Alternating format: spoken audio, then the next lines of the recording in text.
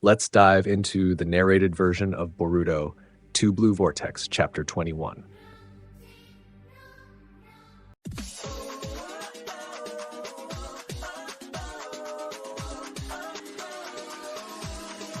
Hello everyone, and welcome back to the channel. Before we begin, don't forget to hit that like button, subscribe, and ring the notification bell so you never miss an update. Alright then, let's jump right into the story. Chapter 21. The chapter opens with a striking cover featuring Sarada Uchiha, who takes center stage as the protagonist of this chapter. Part 1. Echoes of Determination. We begin with a flashback. With fierce determination in her voice, Sarada declares, "Becoming Hokage is my dream, a Hokage like the seventh." Beside her, Chocho replies with playful sarcasm, "Seriously? You aim way too high. I'd rather find a cute boyfriend than chase such a distant dream. Maybe there's a hottie waiting out there for me." Sarada reflects quietly, "Sometimes I envy how carefree you are." Boruto, calm and resolute, turns to her and says, "What I want to be, Sarada, is a ninja like your father. You're aiming to become Hokage, right? Then I'll be the one who protects you." The flashback continues. Sumire makes a bold confession. "Aren't you interested in Boruto? Because I am." Then, in a moment from Naruto's past, we hear his ideal. To me, being Hokage means accepting everyone in the village as family. Sarada, now more introspective, shares her own self-awareness. "I'm not a prodigy like the seventh or my father. That's why I decided no distractions. To become a Hokage like him, I had to focus solely on protecting the people of Konoha. That became my top priority."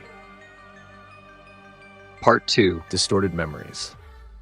Another flashback strikes. Kawaki, eyes burning with frustration, demands, "Get out of my way, Sarada. How long do you plan on standing in my path?"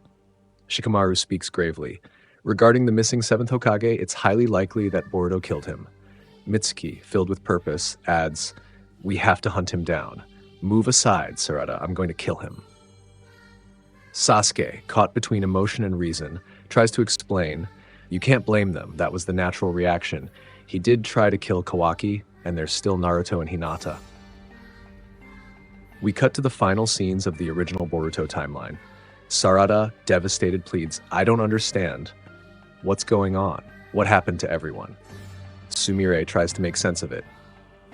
"It's probably Ida's doing. Just like everyone fell in love with her, something else changed inside them too." Sarada, overwhelmed, observes, "Not long ago they were all after Kawaki, and now they're chasing Boruto." Sumire confirms her suspicion. "This isn't natural. It must be a supernatural power, maybe a shinjutsu. I think Ada did something to protect Kawaki. That's the only explanation I can see."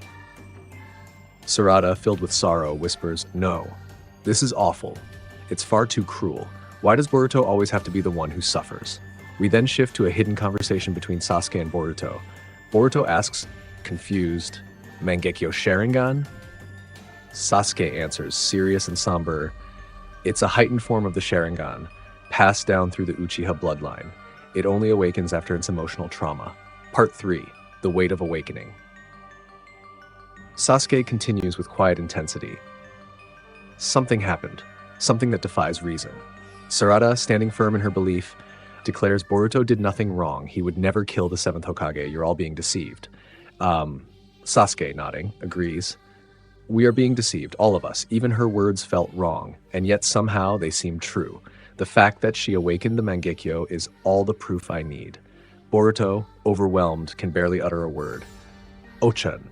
Sasuke goes on, his voice heavy with meaning. "In this situation, those eyes will be vital. Though I doubt Sarada even realizes she's awakened them. But the time will come when she rises beyond herself. When that happens, she'll instinctively understand what these eyes mean and what she can do with them."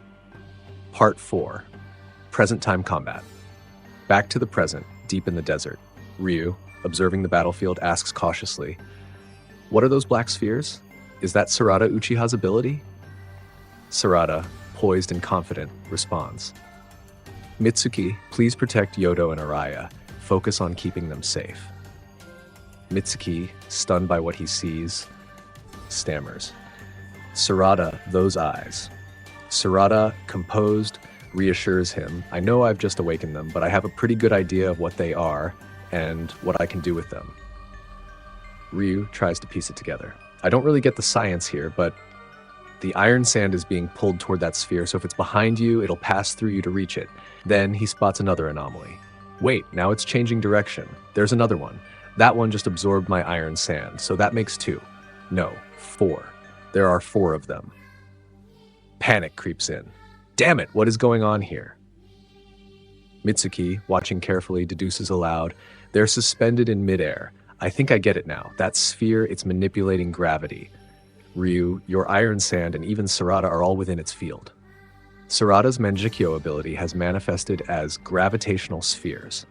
They're not just controlling the battlefield, they're reshaping the laws of physics themselves. Part 4, The Awakening. Struggling against the gravitational pull, panics. This power, I'm being pulled toward that... No, Sarada, lost in deep introspection, begins to voice the thoughts she's long kept buried. I've been thinking about this for a long time. I think I kept my eyes shut to the truth for too long. I felt anxious because my dream, becoming Hokage, seemed so far away. Every time misfortune struck, I felt powerless. But I didn't want to admit that. I was scared. So I shut my eyes to the truth. She continues, her heart now open. Sumire's feelings, and my own feelings about Boruto, I always saw them as weaknesses. I denied them. I thought they were distractions from my goal. But without realizing it, I was also denying the power that lived inside me. Mitsuki calls out alarmed. Sarada, Ryu, furious and panicked, snaps. You just keep rambling. What the hell are you talking about, you idiot? He grits his teeth as the gravity intensifies. The pull, it's getting stronger. But Sarada, unwavering, finds clarity. No. I won't shut my eyes to the truth anymore. Because if I do, I won't be able to face what's in front of me, and I won't be able to save anyone. Helpless, trembles. I can't even move a finger. Sarada lifts her head, her resolve absolute. Becoming Hokage is my dream, but to do that, I have to start from the beginning, and that means accepting myself, both my strengths and my flaws. With power swirling violently around her, she declares, Mangekyo Sharingan, Ohirume. Screams in shock. Ryu attempts to escape by activating the cube linked to the Shinju, but only manages to pass one finger through before the rest of his body is pulled back and crushed by Sarada's gravitational force. Blood pours from Sarada's eyes. Kaboom! Her body gives out. She collapses. But Mitsuki rushes in, catching her just in time. Mitsuki says, Sarada, she's lost consciousness. She must have drained all her chakra. Part 5. Strategic Sacrifice. Mitsuki, scanning the ground, thinks, there's a piece of metal nearby. Boruto could use that for space-time travel. Elsewhere, Ada speaks with Kashin Koji. Ida reports calmly, Ryu has been defeated thanks to Sarada's new powers. Koji nods, analyzing, so she awakened her abilities without a problem. That was one of the key outcomes we needed, and it's done. Excellent.